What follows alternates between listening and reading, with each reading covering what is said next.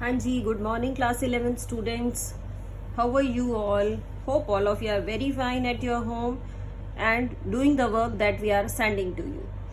Okay, now in this video I am going to start our new chapter, chapter 6, linear inequalities. बेटा सबसे पहले हम इस chapter के बारे में देखते हैं कि क्या होता है इनइक्वेशन और इनइक्वालिटी. तो सबसे पहले मैं इसी की डेफिनेशन लिख रही हूँ. क्या है इनइक्वालिटी और इन इक्वेशन, कि इनइक्वालिटी और इन इक्वेशन का मतलब क्या है. पहले आप इसको समझिए कि क्या कहेंगे. तो क्या डेफिनेशन रहेगी. An inequation is a statement. क्या है ये. एक इन इक्वेशन भी एक स्टेटमेंट ही होती है. इन्वॉल्विंग, क्या होता है उसके अंदर. The sign of inequality. Involving the sign of inequality. यानी कि क्या स्टेटमेंट है कि इनइक्वेशन क्या चीज है. Inequation is a statement involving the sign of inequality. इसके अंदर किस चीज का साइन होगा. इनइक्वालिटी का साइन होगा. इसीलिए हम इसको इनइक्वेशन कहते हैं. दैट इज किस तरह के साइन होते हैं. ये आपका लेस देन का साइन है, ये आपका ग्रेटर देन का साइन है. आप कह सकते हैं कि लेस देन और इक्वल टू, और you can say greater than और इक्वल टू, और you can say less than equal to naught, और greater than equal to not.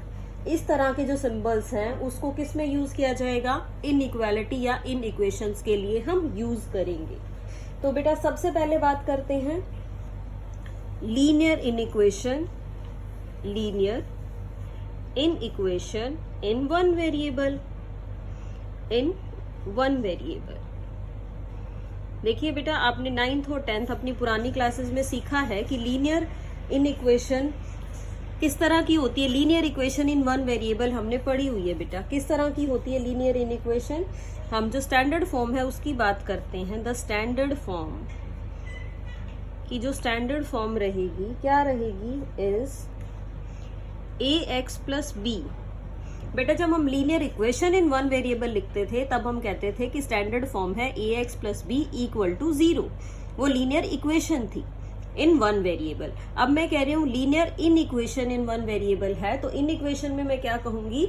या तो मैं कहूंगी कि ये ग्रेटर देन 0 है, या फिर मैं इसको लिख सकती हूँ ग्रेटर देन की बजाय लेस देन 0, या मैं इसको कह सकती हूँ कि ये इक्वेशन ग्रेटर देन और इक्वल टू 0, या फिर मैं क्या कहूं कि ये जो इक्वेशन है ये लेस देन और इक्वल टू 0 हो सकती है. इस टाइप की इक्वेशन को हम क्या कहेंगे. Linear in equation in one variable. चलिए अब अपनी नेक्स्ट चीज पे आते हैं. नेक्स्ट है आपका linear in equation in two variables. आपकी दो वेरिएबल की जो लीनियर इन इक्वेशन रहेगी वो कैसी रहेगी. दो वेरिएबल्स के लिए आप क्या करेंगे. तो linear in equation in two variables की जो स्टैंडर्ड फॉर्म है हम फिर से वही लिखते हैं. तो स्टैंडर्ड फॉर्म क्या रहने वाली है बेटा इसमें. द स्टैंडर्ड फॉर्म इज, याद करिए 10th में और 9th में हमने linear equation in two variables पढ़ी थी. देखिए किस टाइप की थी. ax plus B Y plus c equal to 0 हो तो हम कह रहे हैं कि ये लीनियर इक्वेशन है. लेकिन अब इक्वल टू 0 की बजाय ये जो फॉर्म है ये आपकी या तो लेस देन 0 आ जाए, या फिर यही इक्वेशन किस तरह से आ जाए ग्रेटर देन 0 में आ जाए, या फिर यही इक्वेशन आपकी लेस देन इक्वल टू 0 में आ जाए, या फिर ax plus B Y plus C greater और इक्वल टू 0 में आ जाए. यानी यही केसेस आ सकते हैं आपके पास. और साथ में क्या कहते हैं इसमें, where a, b and c, ये जो a, b, c हैं ये सारे रियल नंबर्स से बिलोंग करते हैं. ये सारे कैसे नंबर्स हैं आपके. रियल नंबर्स हैं. अच्छा जी, अब हमने बेटा क्या पढ़ लिया. Linear in equation in one variable पढ़ लिया, linear in equation in two variables भी पढ़ लिया. Now I am talking about the solution. What is the solution? I am saying that solutions of an inequation. अब equations के तो हमने solution पढ़े हैं. अब हम बात करेंगे solutions of an inequation के सॉल्यूशंस की बात करेंगे. तो कौन से वैल्यूज को कहेंगे सॉल्यूशन. मैं कह रही हूँ the values of the unknown variable, the values of the unknown variables for which the inequation holds good are called the solutions of the inequations. Called the solutions of the inequations. क्या बात बनी बेटा इसमें? हमने कहा कि the values of the unknown variables. unknown variables कौन से हैं यहाँ पे? अगर मैं इस इक्वेशन की बात करूं तो जो unknown variable है वो है x and y, और अगर इस इक्वेशन की बात करूं तो जो unknown variable है वो है हमारा x. तो unknown variable की जो solution है या जो values हैं, कब? For which the inequation holds good are called the solutions of inequations. उनको क्या कहेंगे? solutions कहेंगे. किस चीज को? जो आपकी इन inequations को satisfy करते हो, उनको हम क्या कहेंगे? उनको हम solutions कहेंगे. चलिए बेटा, ये थी आपकी मेन डेफिनेशन. सबसे पहले देखिए हमने क्या पढ़ा. सबसे पहले बेटा हमने पढ़ा कि व्हाट इज इनइक्वालिटी और व्हाट इज इनइक्वेशन.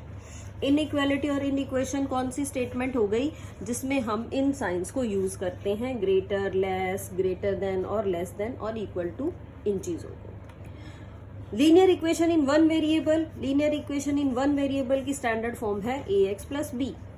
आपने पढ़ी हुई है equation in one variable ax plus b equal to 0 होता है. इसी से हमने इस वन वेरिएबल की इन इक्वेशन को लिखा है. अब बात कर रहे थे हम linear in equation in two variables. In equation in two variables किस टाइप की होगी? दो वेरिएबल्स की इन इक्वेशन. ये इक्वेशन होती है बेटा आपकी ax plus by plus c equal to 0 कहें तो इक्वेशन है, और less than, greater than, less than और इक्वल टू, और ग्रेटर देन और इक्वल टू अगर आप इसका नेम रख देंगे तो ये बन जाएगी inequation. Now we are talking about the solutions of an inequation. What are the solutions of an inequation? Solution क्या है? वो वैल्यूज, किसकी वैल्यूज निकालनी है? अननोन वेरिएबल्स की. अननोन वेरिएबल्स की वैल्यू किसके लिए? जिसके लिए ये इन इक्वेशन आपकी होल्ड्स गुड हो, यानी ये इन इक्वेशन को सेटिस्फाई करते हो, उसको आप क्या कहेंगे? सॉल्यूशंस कहेंगे. किसके? इन इक्वेशंस के. तो आई होप ये कॉन्सेप्ट आप लोगों को क्लियर हो गया बेटा. Now I am starting our exercise 6.1. So let us see what is there in our exercise, which type of questions are there. So I am starting out with the exercise. This is the exercise 6.1 and I am starting from the very first question. Question number 1 is solve. Solve करना बेटा आपको 24x less than 100 when two conditions are there given to you. The first one is x is a natural number.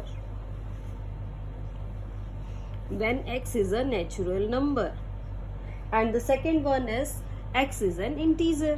Second में आपको कह रहा है कि x is an integer. x आपका क्या रहेगा? इंटीजर रहेगा.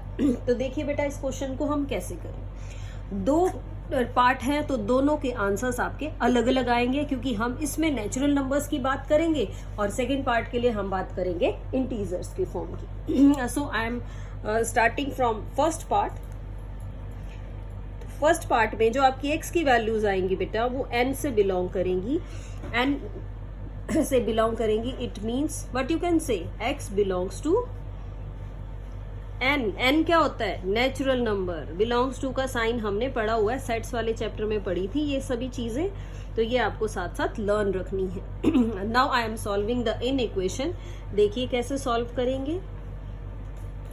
24x less than 100. इसमें बेटा x ये 24 मल्टीप्लीकेशन में है, इसको आप राइट साइड में ले जाइए, ये डिवीजन में चला जाएगा. आप इसको 4 पे कट कर सकते हैं. 4 2 जा 4 5 जा और 4 6 जा 24. तो आप इसको लिख सकते हैं x is less than 25/6. x की वैल्यू 25/6 से कम आनी चाहिए. डेसिमल फॉर्म में लिख लें तो बेटा क्या बन रहा है? 6 4 जा 24, 6 1 जा 6 एंड 6 6 जा 36। इस तरह का नंबर आपके पास ये आ जाएगा, यानी 4.16। अब इसको समझिए क्या है। इसमें कह रहा है कि x इज लेस देन 4.16, यानी x की वैल्यू 4 पॉइंट समथिंग से छोटी होनी चाहिए और x नेचुरल नंबर भी होना चाहिए। तो नेचुरल नंबर भी हो और इससे छोटा हो तो क्या वैल्यूज देगा x की जो वैल्यूज है वो आएंगी 1 2 3 एंड 4। देखो 4 पॉइंट समथिंग है ना, इससे छोटा लिखना है तो इससे छोटा नेचुरल नंबर क्या आ जाएगा, 4 आ जाएगा। तो आप क्या कहेंगे, the solution is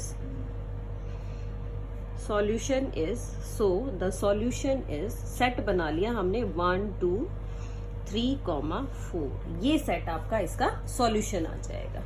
now let us move on to the second part. Second में कह रहा था बेटा x इज एन इंटीजर। ध्यान से देखना डिफरेंस क्या है। x इज एन इंटीजर का मतलब क्या है, x इज एन इंटीजर का मतलब है कि x की वैल्यू कैसी होनी चाहिए थी, 4.16 से छोटी होनी चाहिए थी। तो हम क्या कह सकते हैं कि x can take negative values and 0 also. क्या x नेगेटिव वैल्यूज और नहीं ले लेगा, यानी x आपका 4.16 से छोटा होना चाहिए। 4.16 से छोटा होना चाहिए तो और इंटीजर होना चाहिए, तो इंटीजर्स में तो नेगेटिव नंबर्स भी आ जाएंगे।